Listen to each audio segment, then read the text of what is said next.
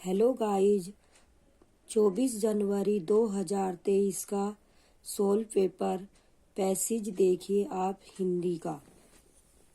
देखिए, दिए गए गद्यांश को ध्यानपूर्वक पढ़िए तथा पूछे गए प्रश्न के लिए सबसे उपयुक्त विकल्प का चयन कीजिए। नदी में घुले रसायन कोलेरा, टाइफाइड और दस्त जैसी बीमारियां फैलाते हैं। दूषित पेयजल देश में विशेष रूप से गांव में फैलने वाले रोगों का सबसे बड़ा कारण है।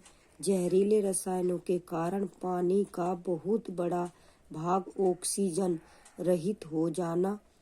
ऐसी स्थिति में लाखों मछलियां ऑक्सीजन न मिलने के कारण दम घुटने से मर जाती हैं।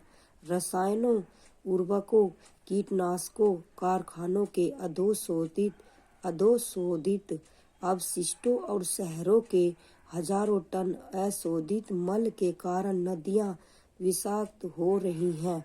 यह आत्मघाती कदम है। कभी लोग नदियों के साथ सामंजस्य से रहा करते थे। जब मनुष्य असभ्य था तब नदियां स्वस्थ और स्वच्छ थी। आज जब मनुष्य सभ्य हो गया तो नदियां मलिन और विषाक्त हो गई हैं। उन दिनों नदियों में स्वयं अपनी सफाई करने की क्षमता थी।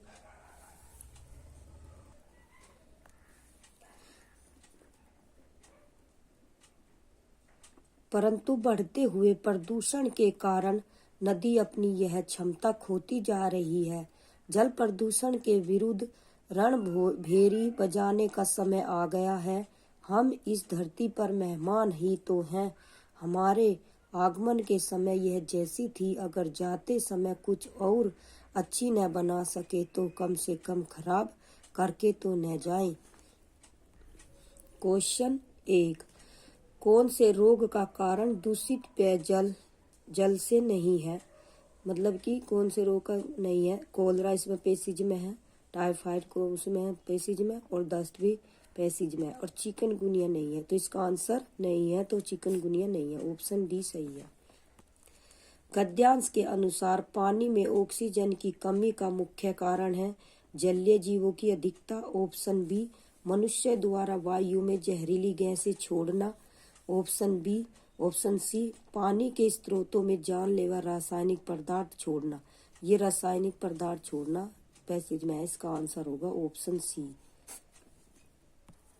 क्वेश्चन 3, जब मनुष्य असभ्य था तब नदियां स्वस्थ और स्वच्छ थी। आज जब मनुष्य सभ्य हो गया तो नदियां मलिन और विषाक्त हो गई हैं। से तात्पर्य है ऑप्शन ए, जब मनुष्य सभ्य नहीं था तब नदियां स्वच्छ थी। ऑप्शन बी, मनुष्य के सभ्य होने के साथ नदियां प्रदूषित होती गई हैं। इसका आंसर होगा ऑप्शन बी। क्वेश्चन 4 देखिए आप। गद्यांश के अनुसार आत्मघाती कदम है ऑक्सीजन की कमी से मछलियों का मरना। ऑप्शन बी, नदियों में प्रदूषित जल प्रभावित करना। ऑप्शन सी, नदियों की स्वयं अपनी सफाई करने की क्षमता कम होना। ऑप्शन डी, नदियों के साथ सामंजस्य के साथ रहना। इसका आंसर होगा नदियों में प्रदूषित जल प्रभावित करना। Option B. क्वेश्चन 5, हम इस धरती पर मेहमान ही तो हैं। वाक्य मनुष्य के संबंध में किस सत्यता की ओर संकेत करता है? ऑप्शन ए, आतिथ्य भाव की। ऑप्शन बी, जन्म मृत्यु की। ऑप्शन सी, अतिथि भाव की। ऑप्शन डी, अमरता की। इसका आंसर होगा ऑप्शन बी, जन्म मृत्यु की। क्वेश्चन 6, गद्यांश के अनुसार हमें मछलियां और समुद्री जीव नहीं खाने चाहिए।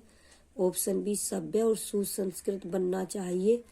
ऑप्शन सी, अपनी नदियों को स्वच्छ रखने की जरूरत है। इसका आंसर होगा ऑप्शन सी, अपनी नदियों को स्वच्छ रखने की जरूरत है। क्वेश्चन 7, लाखों मछलियां में रेखांकित शब्द है संज्ञा, विशेषण, परविशेषण, अव्यय। इसका आंसर होगा ऑप्शन बी, विशेषण। क्वेश्चन 8, कारखानों से निकलने वाला टनों मलबा भी नदियों में झोंका जाता है। वाक्य में निपात है से, में, भी है।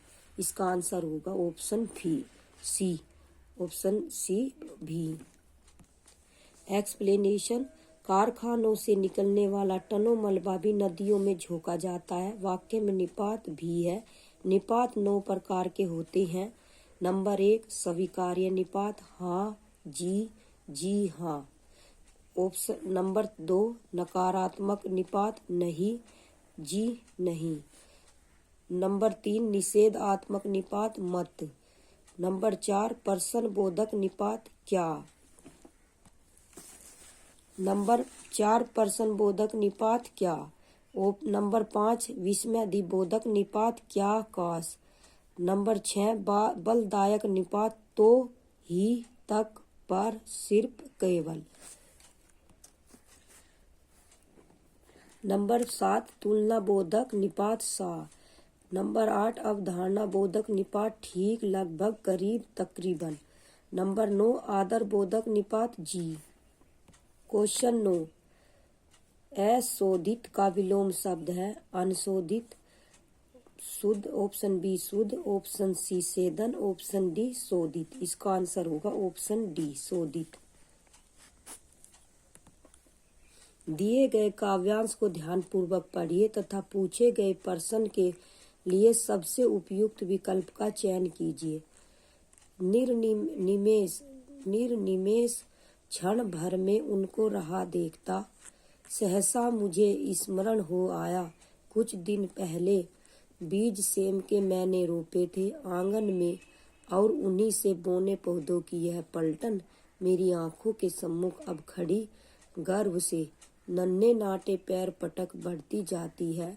तब से उनका रहा देखता धीरे धीरे अनगिनती पत्तों से लद भर गई झाड़ियां, हरे भरे टंग गए कई मखमली चंदोवे, बेल फैल गई बल खा आंगन में लहरा, और सहारा लेकर बाड़े की टट्टी का हरे भरे सो झरने फूट पड़े ऊपर को।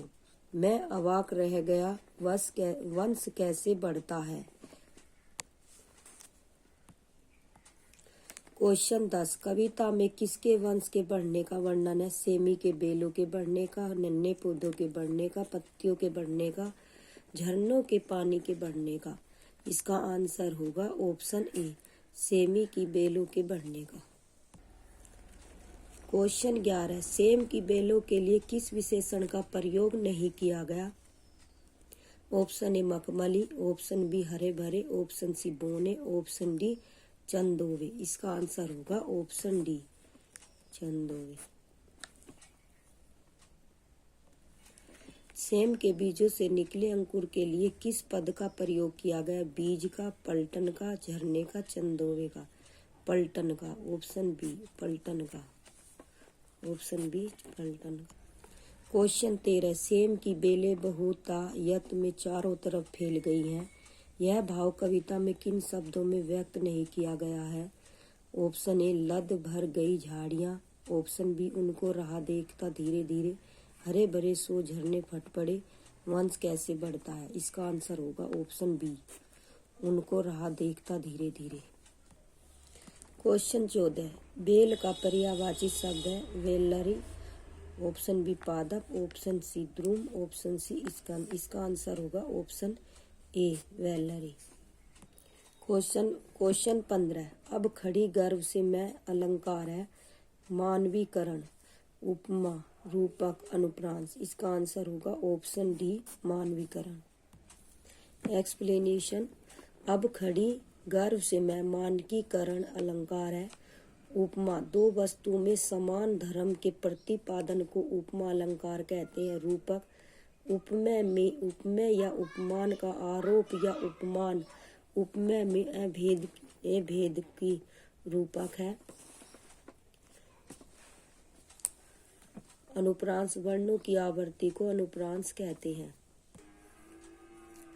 क्वेश्चन 16 बहुभाषावाद मस्तिष्क की क्षमता है अवचेतन रूप से दो भाषाओं में व्यवहार करना और समान संज्ञानात्मक योग्यताओं का प्रयोग करते हुए बहुत से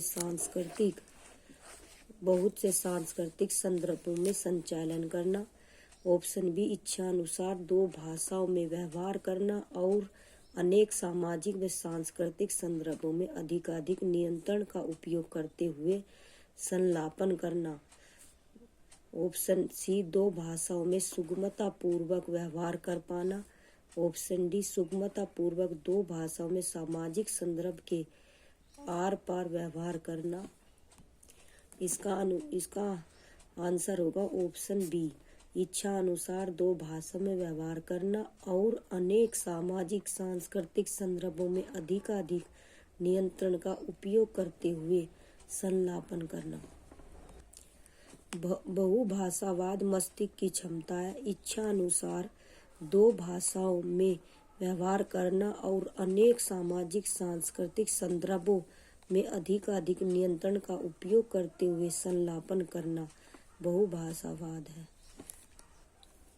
क्वेश्चन 17, भाषा शिक्षा शास्त्री सुझाव देते हैं कि शिक्षार्थी तब अच्छी तरह से सीखते हैं जब तक वे स्वयं न करने लग जाएं, तब तक अध्यापक उन्हें सहारा देते रहे।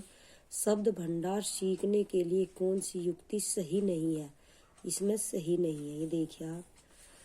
जल्दी जल्दी गतिविधि को बदलना। ऑप्शन बी, कक्षा में अधिगम और खेल को अलग अलग स्थान देना। ऑप्शन सी, अलग अलग विद्यार्थियों के लिए उपयुक्त गतिविधियों गीत, पहेली, खेल आदि का उपयोग करना। ऑप्शन डी, शब्दों के अपने इस्तेमाल और उच्चारण पर ध्यान देना। इसका आंसर होगा ऑप्शन बी, कक्षा में अधिगम और खेल को अलग अलग स्थान देना। क्वेश्चन 18, निम्नलिखित में से कौन सा कथन स्वर्ण अभ्यास के संदर्भ में शिक्षार्थियों के सामने आने वाली चुनौतियों के बारे में नहीं है? जब मैं अंग्रेजी में समाचार सुनता हूँ तो वास्तविक ध्वनि पकड़ पाने में मुझे कठिनाई होती है। ऑप्शन बी, मैं प्रश्नों का शीघ्रता से उत्तर देने में कठिनाई महसूस करता हूँ। ऑप्शन सी, जितनी भी सूचना मुझे मिल पा रही है मैं सभी को याद या समझने में कठिनाई का अनुभव कर रहा हूँ। ऑप्शन डी, मैं प्राकृतिक देशज ध्वनियों को शीघ्रता से समझने में कठिनाई का अनुभव करता हूँ। इसका आंसर होगा ऑप्शन बी, मैं प्रश्नों का शीघ्रता से उत्तर देने में कठिनाई महसूस करता हूँ। क्वेश्चन 19, कक्षा में भाषाओं को पृथक रखने की धारणा को चुनौती देती है। भाषा की क्रिया विशेषण के स्थान पर क्रिया के रूप में देखती है। भाषा शिक्षण के केंद्र में अनुवाद के मुद्दे को रखती है। ऑप्शन डी, कक्षा में अंग्रेजी भाषा के प्रयोग से भारतीय भाषाओं के प्रयोग पर ध्यान देती है। ऑप्शन ए, कक्षा में भाषाओं को पृथक रखने की धारणा को चुनौती देती है। इसका आंसर होगा ऑप्शन ए। क्वेश्चन 20, रचनात्मकता के बारे में कौन सा कथन सही नहीं है? आनंद मिलता है, सही है। ऑप्शन बी, कथात्मक कल्पनात्मक को जागृत करती है, ये भी सही है। ऑप्शन सी, रटने की प्रवृत्ति पर बल देती है, ये सही नहीं है। तो परिचित तथ्यों को नए रूप में समझाने का मौका देती है, ये भी सही है। तो नहीं है, तो इसका आंसर होगा ऑप्शन सी। क्वेश्चन 21, निम्नलिखित में से कौन सा स्वर्ण के बारे में सही नहीं है? देखो नहीं है। क्वेश्चन ध्यान से पढ़ना है। अगर क्वेश्चन आपकी समझ में आ गया तो ये समझिए आप कि आंसर आप अपने आप आ जाएगा। देखो आप, नहीं है, स्वर्ण के बारे में सही नहीं है। स्वर्ण वास्तविक स्थितियों में होता है। ऑप्शन बी, रिकॉर्डिंग के समय पृष्ठभूमि से आ रहा शोर व्यवधान पैदा करता है। ऑप्शन सी, कई बार वक्ता बहुत तेज गति से बोलते हैं। ऑप्शन डी, यह निर्भर करता है कि आप कितनी तेज गति से पढ़ सकते हैं। इसका आंसर होगा ऑप्शन डी, यह निर्भर करता है कि आप कितनी तेज गति से पढ़ सकते हैं। इससे संबंधित है ही नहीं, पढ़ने का मतलब। क्वेश्चन 22, कौन सा वाक्यांश भाषा के संदर्भ में नहीं है? ऑप्शन ए, योजक भी भाषा के संदर्भ में है। सर्वनाम भी, व्याकरण, अनुवाद विधि भी है। इसका आंसर होगा ऑप्शन बी, खोजबीन पद्धति नहीं है। क्वेश्चन 23, पठन क्या है? जो हम नहीं जानते उसे समझने के लिए जो जानते हैं उसका प्रयोग करना। ऑप्शन बी, पाठ्य सामग्री की विषय वस्तु और प्रकार्यों के बारे में परिकल्पना बनाना और अपने विचारों सुझाव का अनुसरण करना। ऑप्शन सी, अनुमान लगाने की सतत प्रक्रिया। पाठक पाठ्य सामग्री में क्या जोड़ता है, यह इतना महत्वपूर्ण नहीं है जितना कि यह कि उसे पाठ्य सामग्री में क्या मिलता है। अनुमान लगाने की सतत प्रक्रिया है। पाठक पाठ्य सामग्री में क्या जोड़ता है, यह अधिक महत्वपूर्ण है बजाय इसके कि उसे पाठ्य सामग्री में क्या मिलता है। तो इसका आंसर होगा ऑप्शन डी। इसका आंसर है ऑप्शन डी। क्वेश्चन 24, मैं एक दिन वाच्य और काल पढ़ रही थी। मुझे एक पाठ्य सामग्री मिली जिसमें बहुत से उदाहरण थे। मैंने उदाहरणों की ओर संकेत किया और क्रम वाच्य समझाए। ऐसा प्रतीत हुआ कि विद्यार्थियों ने समझ लिया है। जब मैंने उन्हें अभ्यास के लिए काम दिया तो बहुत ही कम विद्यार्थी कर सके। नीचे इस अध्यापक के लिए कुछ सुझाव दिए गए हैं। जो सही नहीं है उसका चयन करें। यह संभव हो सकता है कि व्याकरण पढ़ाने की विधि विद्यार्थियों को प्रोत्साहित न कर पाई हो।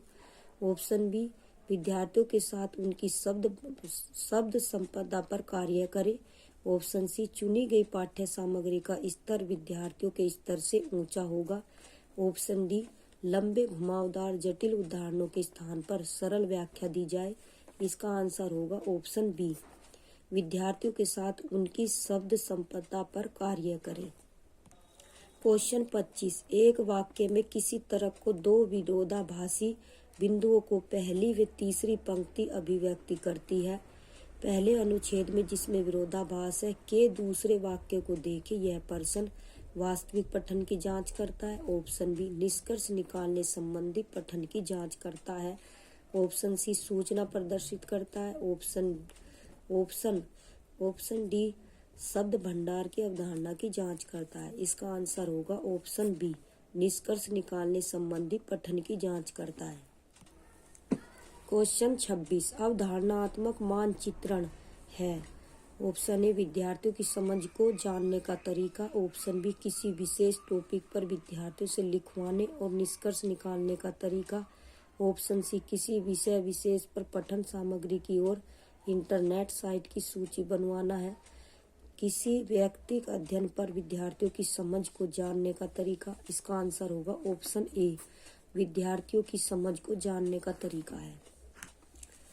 क्वेश्चन 27, कौन सा कथन व्याकरण शिक्षण के संबंध में सही नहीं है। ऑप्शन ए, व्याकरण शिक्षण के लिए स्वर्ण का इस्तेमाल। ऑप्शन बी, वाचन में त्रुटियों के बारे में बातचीत करने के लिए विद्यार्थियों की गलत भाषा का प्रयोग करना। ऑप्शन सी, शब्दों के बीच जुड़ाव बनाने के लिए मानसिक छवियों का सृजन करना। ऑप्शन डी, शिक्षण के लिए वाक्यों के स्थान पर अनुच्छेद का प्रयोग करना। इसका आंसर होगा ऑप्शन सी, शब्दों के बीच में जुड़ाव बनाने के लिए मानसिक छवियों का सृजन करना। क्वेश्चन 28, क्या गलतियां मायने रखती हैं। बहुत से लोग त्रुटिपूर्ण भाषा का प्रयोग करते हैं तब वे समझ बना लेते हैं। गलतियां कहाँ सबसे अधिक मायने रखती हैं।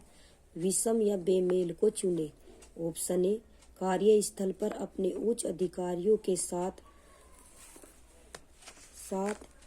बात करते हुए हमें उचित भाषा का प्रयोग करना चाहिए। ऑप्शन बी, उच्चारण शिक्षण इस बात पर ध्यान देता है कि विद्यार्थियों को बालाघात व तान अनुतान की समझ बन जाए जिससे कि वे बुद्धिपूर्वक बोले। ऑप्शन सी, जब हम विद्यार्थियों की सटीकता पर कार्य करते हैं हम उनके साथ भाषा के सही प्रयोग पर कार्य करते हैं। ऑप्शन डी, लेखन में गलतियां मायने नहीं रखती क्योंकि लेखन ऐसा कौशल है जिसमें अन्य कौशलों की अपेक्षा अधिक गलतियां स्वीकार्य है। इसका आंसर होगा ऑप्शन डी।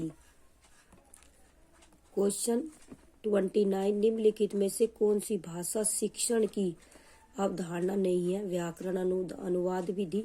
ऑप्शन बी, तंत्रिका संबंधी चक्र। ऑप्शन सी, वेश में अंतर विशेषण। ऑप्शन डी, नियम और प्रकार्य। इसका आंसर होगा ऑप्शन बी, तंत्रिका संबंधी चक्र।